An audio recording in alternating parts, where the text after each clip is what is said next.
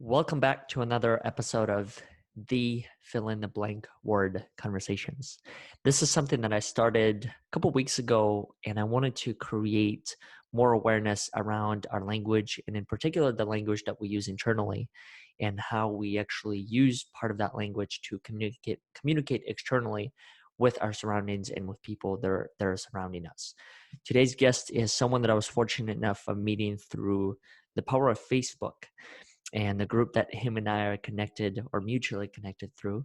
His name is Zander Phelps. And I wanted to have him on the show to share around this word and this topic of juggling. Zander, welcome to the show. Thank you. Great to be here. Yeah. Absolutely. Thank you so much for joining. Before we dive into the episode and this concept that, as I mentioned to you earlier, I've never had a conversation around, so I'm really fortunate that we're able to do this now. I want to give you a chance and introduce yourself to the audience as far as who is Zander. Okay. Well, Xander, I officially go by the title Fool of Play. So, right. Basically, I'm an ambassador of play. I kind of share or preach kind of that play is our fundamental purpose. I truly believe that all of this was created for us to explore a physical body and explore a playground. So how to express that in the optimal way of reminding us that when we come here, we're in a play-filled state. I believe when we arrive here as babies, we want to explore our world, and we're trying to play with things just to have a meaning to it. And then as we grow up, we're trained to believe that work is more important than play, and stop doing that because it's counterproductive. And so we shut down that part of us that really wants to explore that. So yeah, I try and find various ways of playing, and juggling is one of the most phenomenal ways I've come across. So, when did you start that? When did you first start to juggle? I started juggling in 1996. I'd started traveling with a backpack, and I had a foot bag, or a hacky sack is what generically is called. And I was traveling in Indonesia, and I'd met up with some Danish friends who were traveling around. They were surfing around Indonesia, and I was just hung out with them and hacked all the time. And then they asked me if I knew how to juggle, and I said no. And they said, well, you're going to start learning now. And so we started off with fruit rambutans, and so I started learning how to juggle, and it took me about 2 weeks to be able to juggle 3 balls. And so it was very challenging for me to do it, but I just kept on doing it, and they kept on saying, you got to learn how to do this. You got to learn. It's amazing. So, and then they invited me to come back to hang out with them in Denmark. So I hung out in Denmark during the wintertime. And so you basically go from one person's house to another because it's very cold, right? So, we'd huddle together and walk over to another friend's house, and then all of their friends had juggling balls at their place. So over that course of that winter, I started practicing more and more and learning new tricks. So. When does it go? Because one of the things that I've struggled with when it comes to juggling is having it go from a task that is extremely difficult to a task to something that I actually can play and enjoy. When did that happen for you? Well, the great thing about juggling and the challenging thing about juggling is you always, like for me, I always want to learn a new trick. I mean, we can go into the science a little bit about why that's important, but once you get the basic cascade, which is a 3 balls, you get that going. There's a point when the new trick will click in. Like you go through this stage where it's very frustrating, and all of a sudden it clicks in. You're like, oh my gosh, I'm getting this. And then you'll lock it in, and you'll continue to get better and better at it once it's locked in. But every time you learn a new trick, you go back to that frustration stage. You go to that point where you're just like, and then you'll eventually get over it.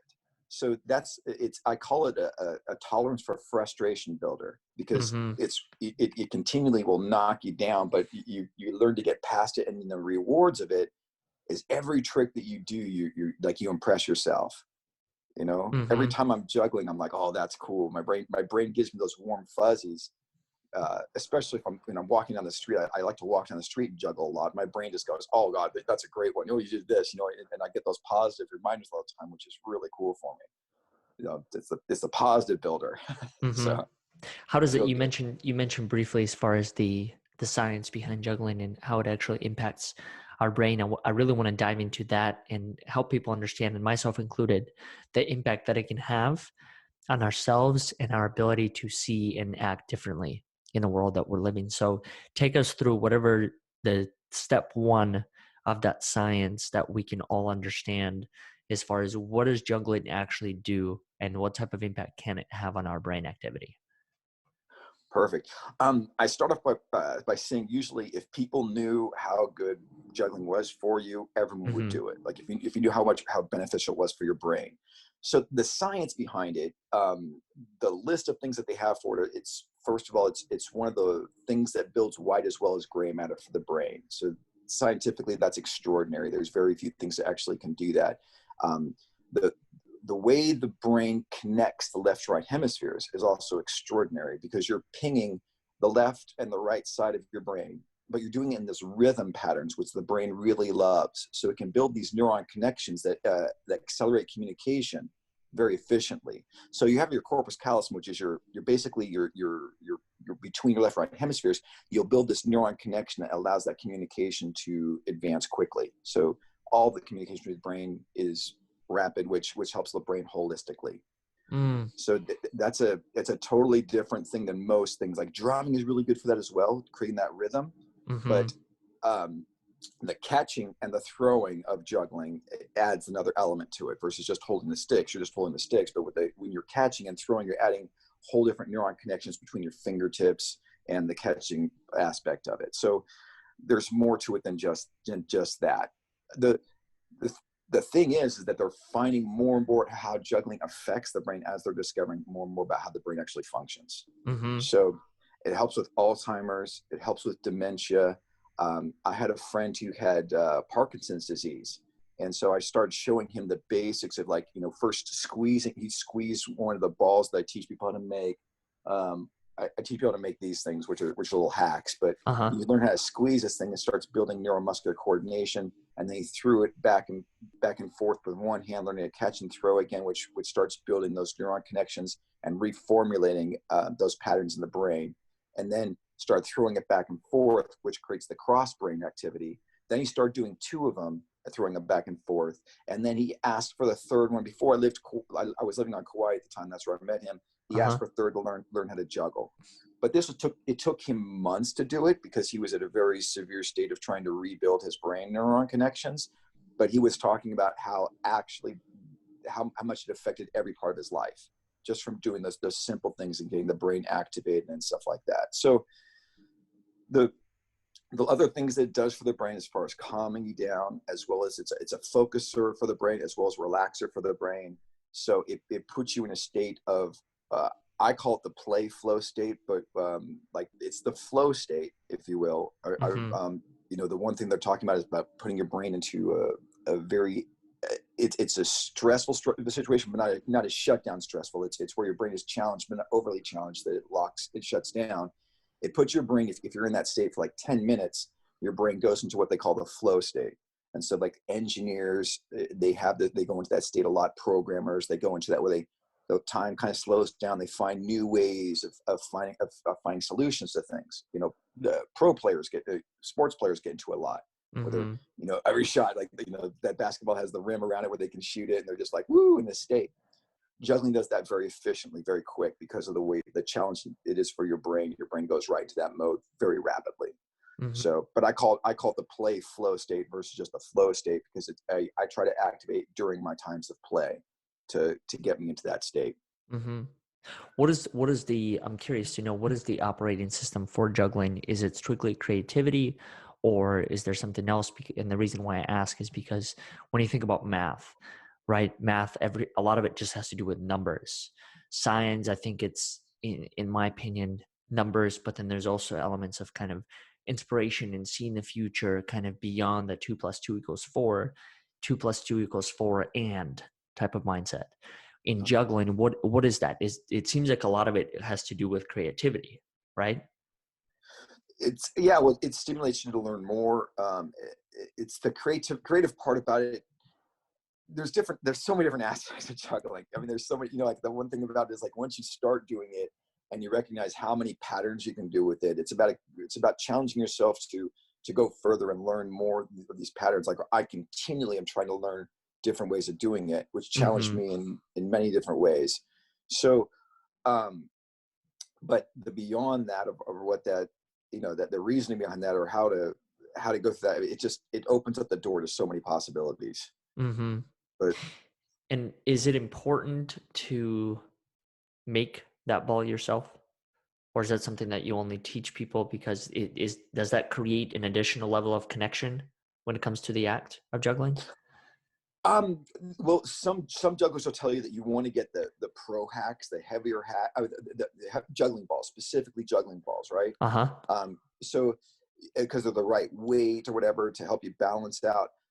Um, I'm for that in some ways because it makes juggling a little bit easier. But the reason why I like making these things, because I call these the ultimate play tool. They're not just for juggling; they're for kicking it around. You can throw them at each other. But when you create something by yourself, you're Uh-huh. putting your energy into it versus just buying something. And it's very hard to make a really good juggling ball, but to make these things is very simple. Uh-huh. And this is another brain exercise because it's the pattern of it is taking two of the same patterns and creating a three-dimensional object out of it. So when you're making it two, you actually sew an infinity symbol, if you will, a figure eight symbol, which is Huh. very unique in sewing. But that left and right pattern of sewing using your left and right hands while doing something different on each side is another great brain exercise training thing. And at the end of it, yeah, you have the ultimate play tool. So then what happened to me is when I first started playing hack, kicking this thing around, somebody gave it to me. My friend, I had a backpack on, and my friend goes, dude, this is going to be the best gift anyone's going to ever give you. Just keep it in your pocket. And he gave me one. So once I learned how to make these things, I was able to gift them away to other people with the same thing. Every time I gift one away to somebody who plays hack with me, I'm like, keep this in your pocket. It's going to be the best gift anyone's going to ever give you. And then I'll go home and make more of them. So it's a amazing tool to make, because that's my whole thing about creating more of a playground and spreading it quickly is it by teaching people how to make these things. Anybody can do it anywhere in the world. You don't Mhm. you don't need to buy anything. You could download the stencil online. I have a video that shows you how to make it from that stencil, and then I fill it with hemp seeds, hemp fabric with hemp seeds. So it's great for teething babies as well. They can buy on it to help, Mhm. with their own teething process. But this thing for me is one of the keys, because you can put them in your pocket and play anywhere. Mhm. How long does it take to make one?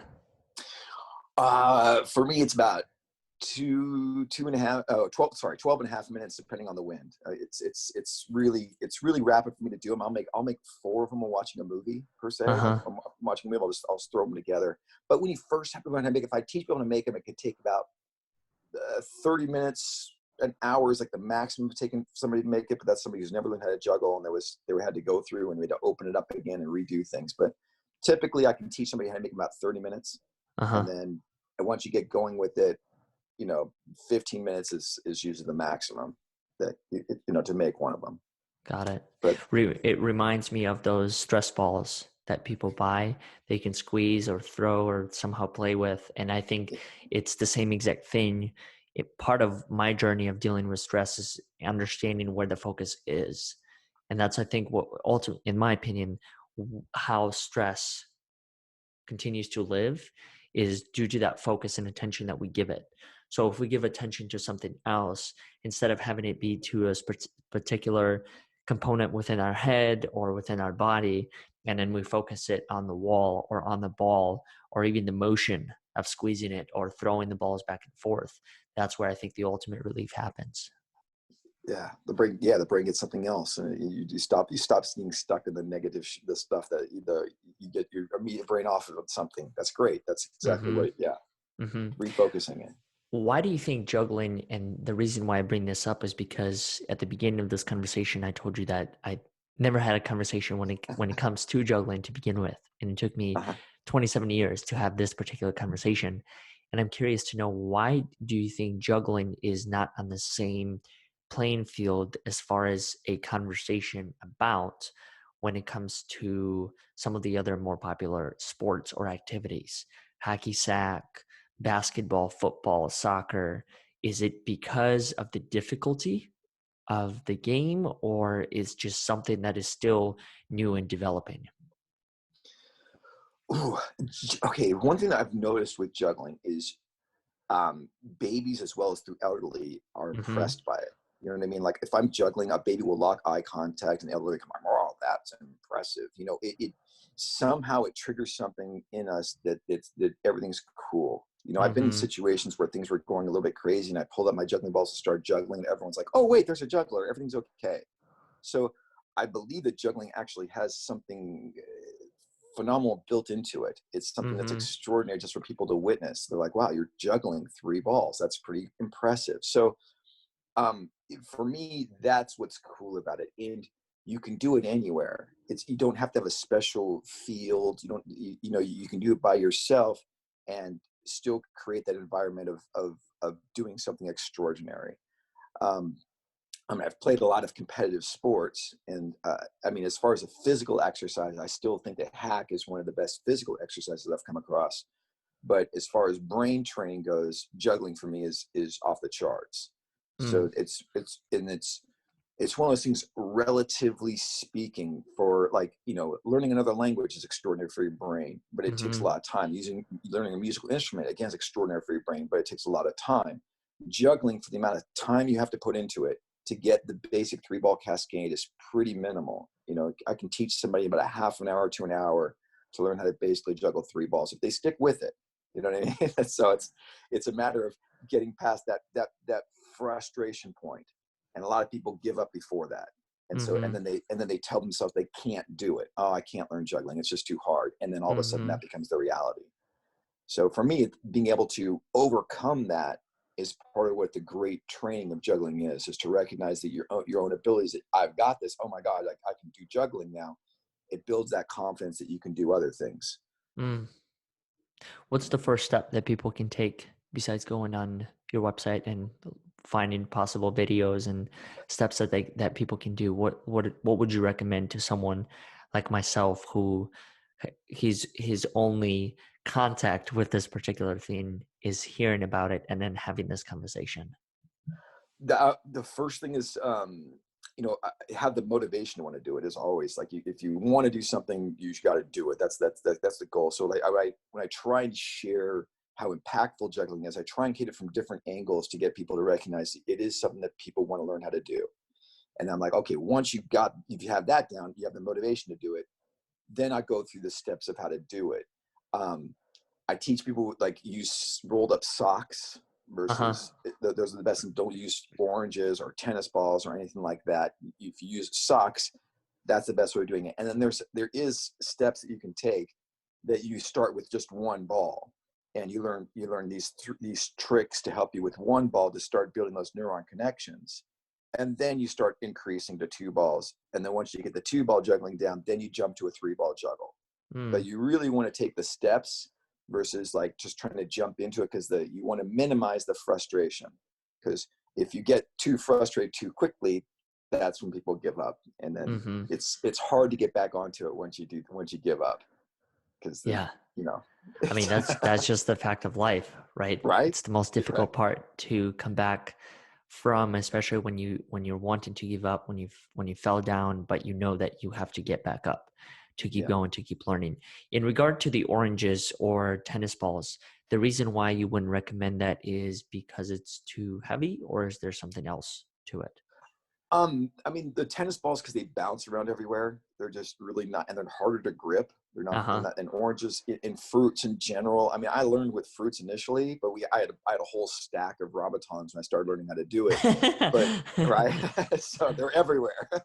But you want to, they're not the easiest to learn with, and socks are nice and squishy, and you can and they're not going to bounce everywhere, and so Mm-hmm. they're just a really easier way of utilizing them. So, and everyone has socks around, Mm-hmm. so that's the main reason why. So, Access. because if you drop an orange on the ground, you drop it a bunch of time, you got a bruised orange, and you're Mm-hmm. like bummed out. Especially apple or anything like that. It doesn't. It's not as optimal. Mm-hmm. So, The other thing that I'm curious about is when you transition between the phases of going from one ball to two to three to four to five to six and etc. Is there a point where it kind of becomes the same as far as repeating the same pattern? Like after 3 balls, is it relatively the same methods and concept that you use to juggle and go into 4 to 5 to 6, or does each stage require its own kind of set of rules that you have to go by in order to make it successful? Okay, good question. Well, the 3 ball juggling, there's so many different patterns to do. So I tell people when they're learning how to juggle, I'm like, you can stay with 3 ball patterns forever, basically. You Mm-hmm. know what I mean? You don't have to jump like to 4 or 5 balls and stuff. I've just started really diving into a 5 ball basic cascade, and I've been practicing for about 6 months to get it decent. And it's by far the hardest trick I've learned. Right. But with a 3 ball pattern, you can do so many tricks behind the backs, reverse cascade, waterfall, rainbow, mills. And there's so many just different patterns. And every time you do a different pattern, you're restructuring different neurons in your brain. Right. Mm. So that's the magic. It doesn't matter if you do like 13 balls in the air and Uh-huh. you're throwing them up, you're throwing them higher and then doing them rapider, which is building that same neuron pathway to be stronger, which is great. Uh-huh. But for me, it's better if you take those 3 balls and do a series of different tricks. You're connecting the neurons different ways between the left and right hemisphere. So that's going to activate your brain to think more holistically in many different more situations. It's going to allow that access to be cross driven a lot quicker, if you Uh-huh. will. So by learning to do more balls, it's harder. It gets much more challenging. But really, I tell people, you're going to find so many different patterns and online. There's just so many great tutors out there who are teaching people all these different ways of doing it, that you're going to have an infinite amount of fun time just trying to learn with 3 balls all the different things you can do. Mm-hmm. And then So cascade, I'm assuming what is that pattern? Is that just the pattern of going back and forth? that's the one that goes. It just goes under. You're throwing the balls underneath, and then you have the Uh-huh. reverse cascade, which goes around. Those are the first 2 that you kind of learn. So they're Okay. the ones where you're just throwing it up like this, and you're getting the basic 3 ball pattern going. Okay. All right. And what is the pattern? Describe to us and help paint this picture. So assuming that I have 3 balls, I'm Uh-huh. I'm jumping to the more advanced version because I Okay. somehow think that it's going to be easy with one, even though each one's going to be a challenge. Yeah. But with a 3 ball pattern, what is the typical motion that you go through as far as which ball goes up? And then it sounds like once one goes up, the other one goes under. So you pass Yes. them under, and then you throw them over. Yeah. If you where I do is I tell people the balls usually want to throw them about a little bit higher than forehead height, and you want to imagine a box. So Okay. if they say you're throwing from your right hand, you're trying to go to that upper left corner, and then from your when that's at its peak, you're throwing from your left hand to the upper right hand corner, and then when that's at that peak, you already have the other ball going. So you start off with the ball with 2 hands, you Uh-huh. throw that one up, and then when that's the peak, you're throwing this one up, and then you're throwing this one up, and then you keep on throwing them like that right when the balls are at their peak. Uh-huh. So it's once you get that first one going, then you've got to continue to throw them, and the natural tendencies, that's when you start panicking, and Uh-huh. then you start, you're trying to grab the ball. If the toss isn't great, you're trying to reach everywhere for it, right? So what I do is the one really cool trick that most people don't share when the steps they teach people, not very many people know about, not very many people teach when they teach how to learn the 3 ball pattern. Uh-huh. um, so they are really good steps, but the other thing that I share with people that most people don't do is go in front of a bed and a wall.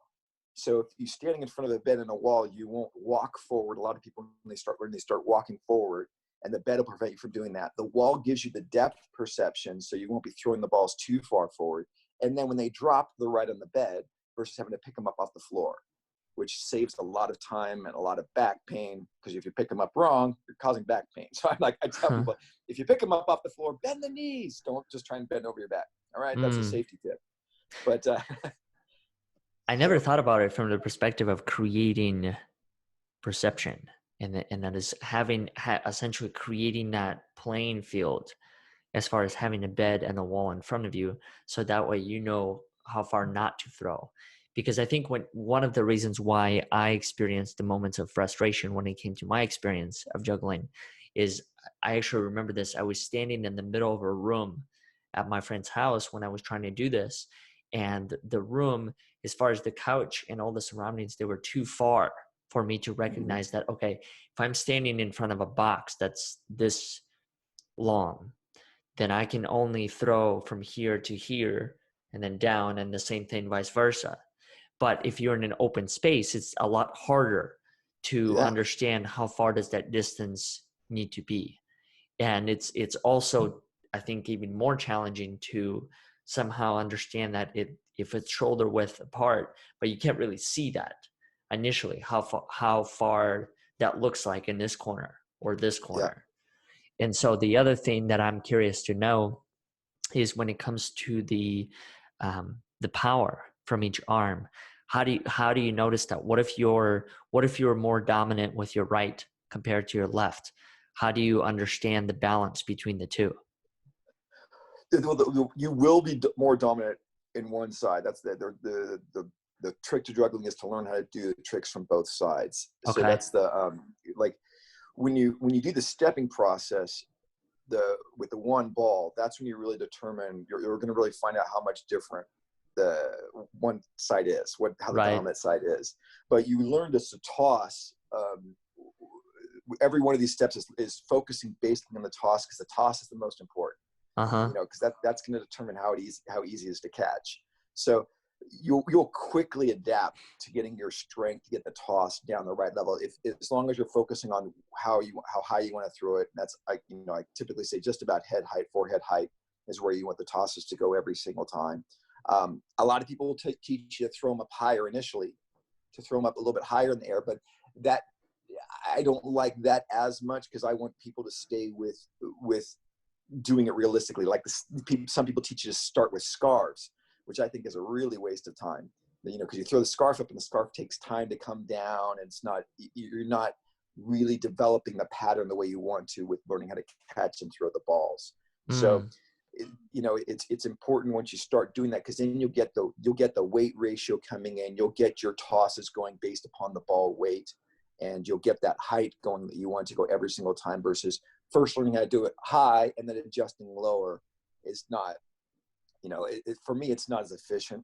Mm-hmm. I'd rather go through the steps where I teach you how to throw the ball every single time at the same height with the one ball, and then advance to two balls. Because a lot of people skip directly to two balls. They go, okay, start with one hand, one ball, one hand, one in the other, and then toss it to this height and go back and forth. And then we're going to do one side, and then we're going to switch to the other side. And I do the patterns a little bit differently. Okay. So So essentially with one hand, what you're doing is you're developing muscle memory as far as the toss and the weight. And then from there, once you have developed that, it seems like it's not necessarily easier, but it is in a way to add a different one, because all you're doing is just adding one more ball, but you've already developed the muscle memory in both arms, correct? yes, when you're doing the one ball patterns, it's you're doing one thing with one hand and doing something with the other hand. Even though you're catching the ball with one hand, Uh-huh. you're doing something else with the other hand that's going to help you with the crossover, right? So Got it. even though the one ball I'm tossing up and I'm pushing the other hand underneath, this is like a movement that you would do in juggling. And the second one, I'm tossing between two, the hands. It's just one ball. And then the third one, I'm still using one ball, but I'm crossing over another way of crossing over the brain. So Cool. it's starting to build what I call the neuron bridge between the two sides. It's creating this foundation of the neurons to connect easily. And so once you get that third ball in, you already have the foundation there for those neurons. Then you connect with the three ball, and then the brain clears away all the unnecessary neurons, right? So it Got it. starts optimizing. So that's where that's where the brain functions at its best, is if you start building up that neuron bridge with a solid foundation, then it's much easier to create that pattern. Mm-hmm. So, yeah. Xander, where do people find more about your practice? And are there any videos available to those of us who are in the beginning stages of learning something like this that people can access? At the website, which is hackido.org, that's HACKIDO.org. I mean, I have the there's a whole section there on juggling, which had the video on there. And then there's the section on how to build the hacks on there as well, with a video that in a stencil you could download. And I have my introductory tutorial on how to juggle, the how and why of juggling, actually. So it explains a little bit more about the science behind it. And I'm going to put together a really fun video of the actual going in more into the depth, the neurology behind it, and the neuroscience, and what it actually means. And I've got a whole doctor outfit I'm going to put on to try and explain, the whole why it's so extraordinary. Because, again, every time I look it up on the internet, I find some other really new video that's out about it, that's explaining, why juggling is so cool. And, it's just phenomenal. I mean, I really like, I didn't know any of this when I started juggling. I just did it because it was fun, and it was something to do to keep me entertained all the time. I mean, that's another great thing about it. I mean, like, you want to talk about helping people to find something to do that's entertaining, that they can get them away from their screens a little bit, and trying something new that's challenging. I mean, juggling, you could do it anywhere, and it's so amazing for us. So, and I truly believe the more jugglers we out there, the world's gonna be a better place. Because you can, when people see jugglers, they're like, oh, I can juggle. I want to learn how to juggle, because it's again, I just love it. I think it's so great for everybody. That's amazing.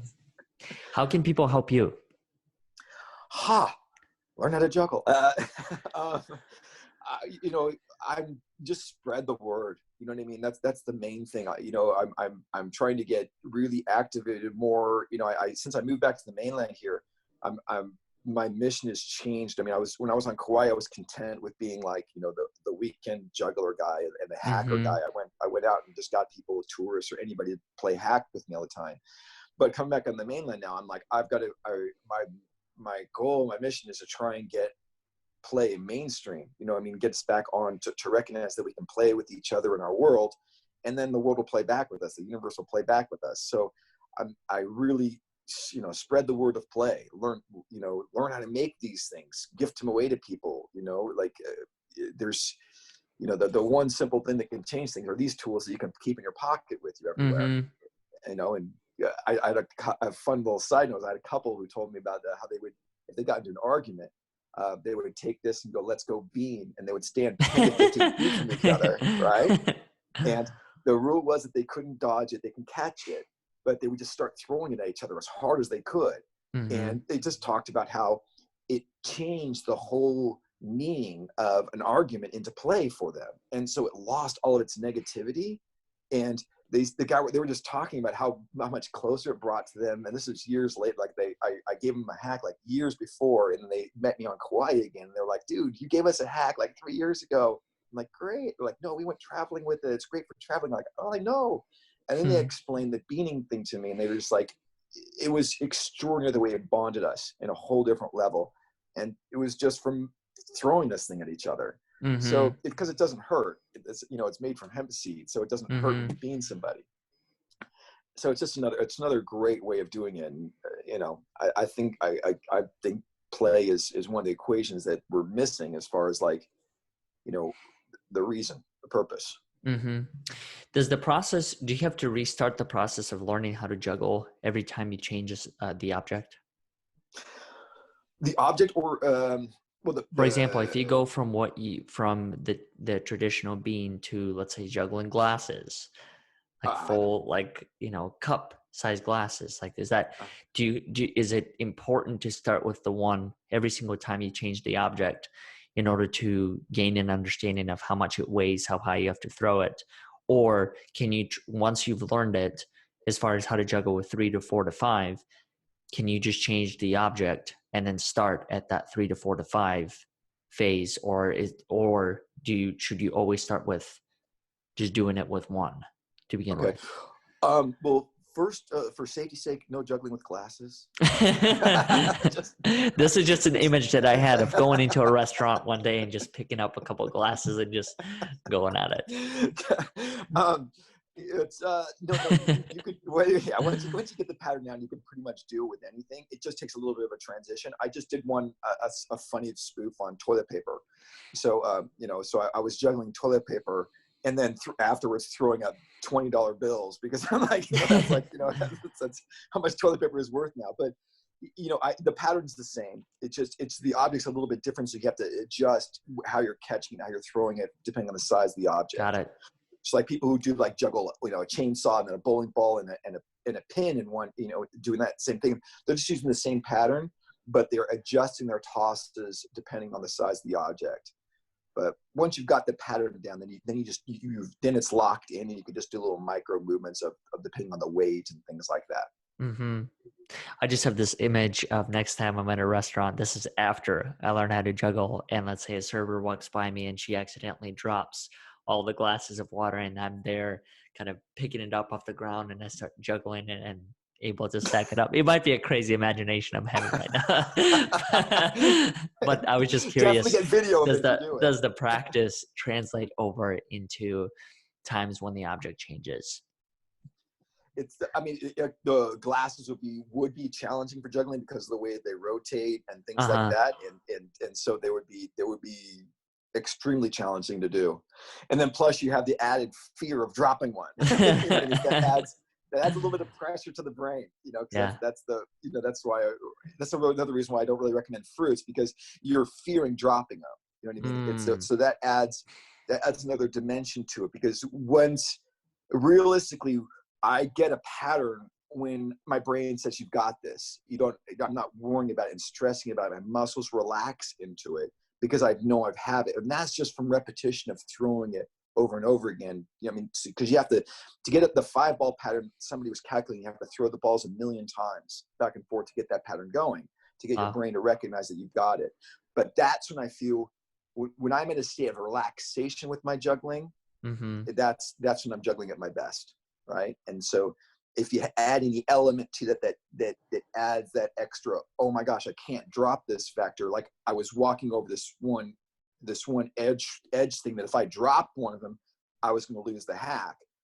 It added another element to it of like, oh shoot. And I was more stressed about it, but it's just another thing, another element.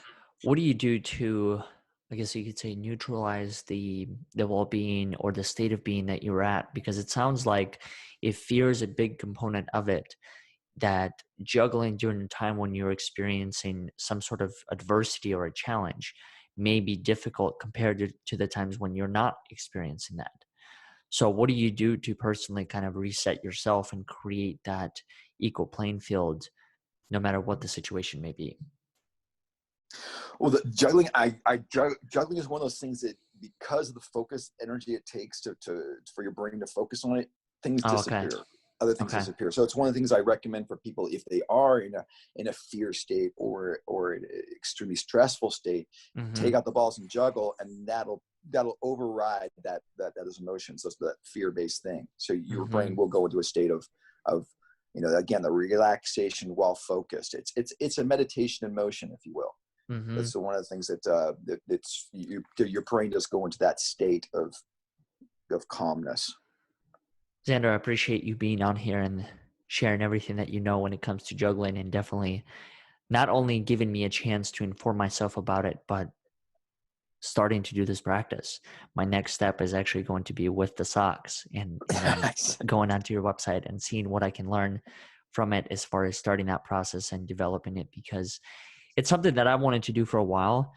The challenge for me was that not only already was it difficult enough to begin with, but without guidance, it becomes nearly impossible to do. Yeah. And so just seeing it done by someone else and then explained as far as what does that process look like has been extremely helpful for me. Thank you. It's been great to be here. I mean, this is one of my favorite topics.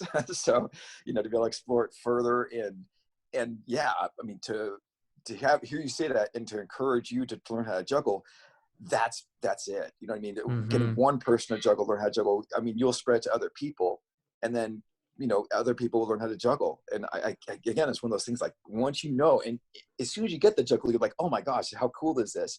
But once you know how much juggling is good for you, then it's a matter of learning how to juggle. And then, to get the steps going and to get that encouragement to, you've got this, you do have it. You know what I mean? Like I'm just like, people, you can do it if you want to.